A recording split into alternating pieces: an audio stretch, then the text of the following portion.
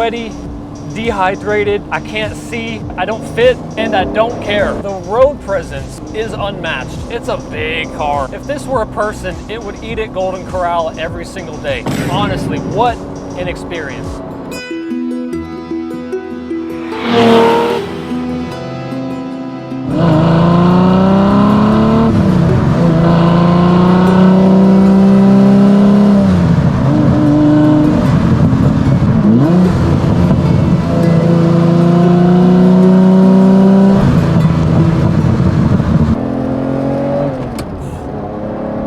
My God, today I am in a 2001 Lamborghini Diablo 6.0, and it is very purple.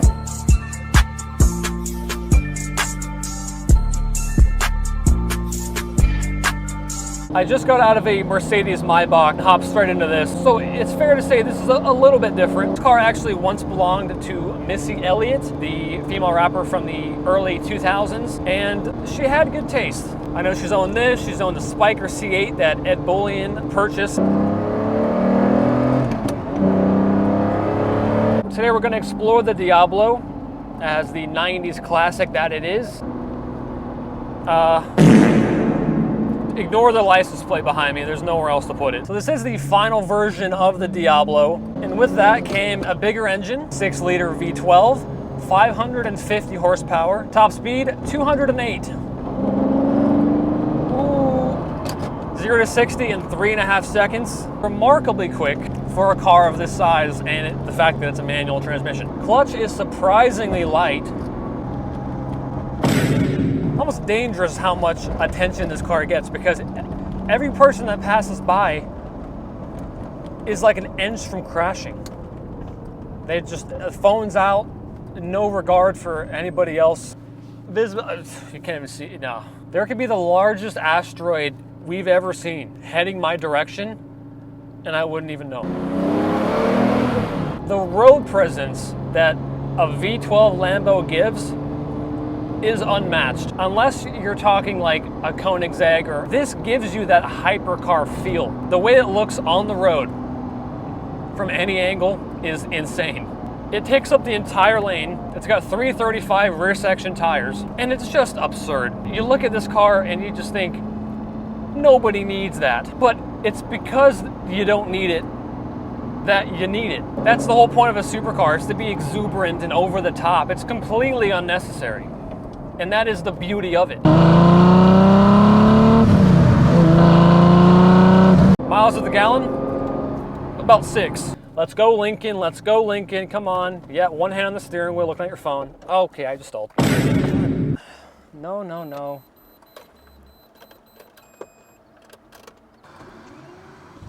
All right, I got it. All right, I appreciate it. I'll see you.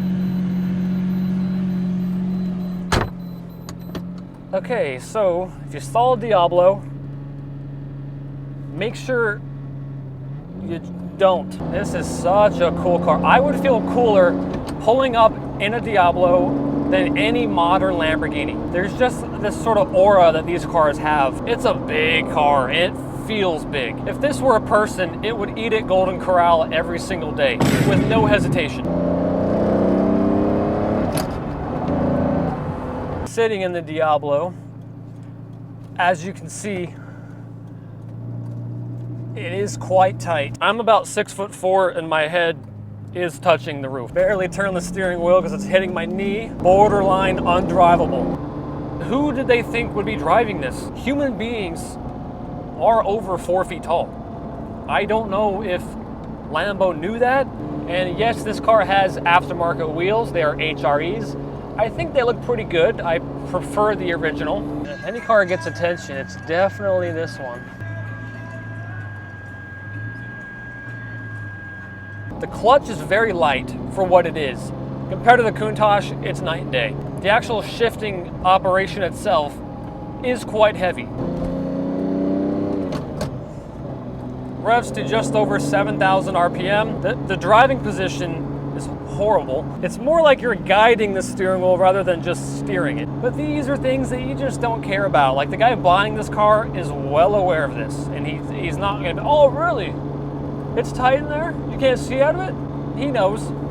He's well aware. You know, we're taking it here in the corners, and this is not this car's strong point. Steering input is interesting. It doesn't have a ton of weight to it. This is a dogleg transmission, and there's just something about the old school cars that we just miss. The simplicity. Everything now is so easy. It's so robotic. Like my great grandma, who's 95, could hop into a Huracan and drive it like it's an Audi. This, you have to mentally prepare yourself before you take it out. You're like, oh, okay, we're doing this. But honestly, just cruising around, I mean, it is loud in here. I'm at about 2,500 RPMs right now. It's loud. Turning radius. Oh my God.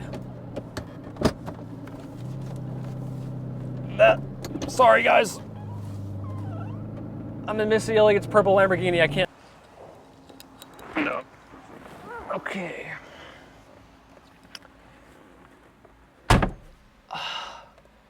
Right. So sitting inside the Diablo, tons of carbon fiber in here. Essentially everywhere you look, whole central tunnel, door sills, main center console area by the speedometer, all the gauges. Everything is carbon fiber or Alcantara or leather. Some beautiful black stitching all throughout the cabin as well. Oh, some storage. All of this lightness adds up to a curb weight of about 3,600 pounds. This is the most updated and modernized interior the Diablo ever received, being the final edition of the Diablo. Quite a curvy dash, quite plump. Everything is weird. Pedal box is super tight. Steering wheel's off center.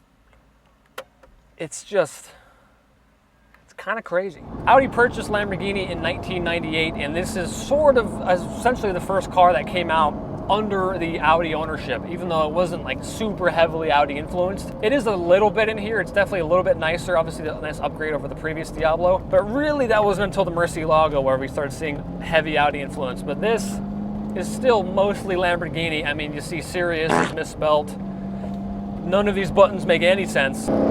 This is an experience. It's theatrical.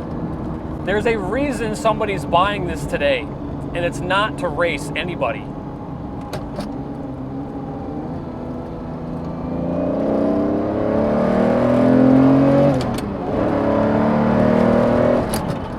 This car is also wingless. I actually prefer the wing, personally. We're behind a cement truck.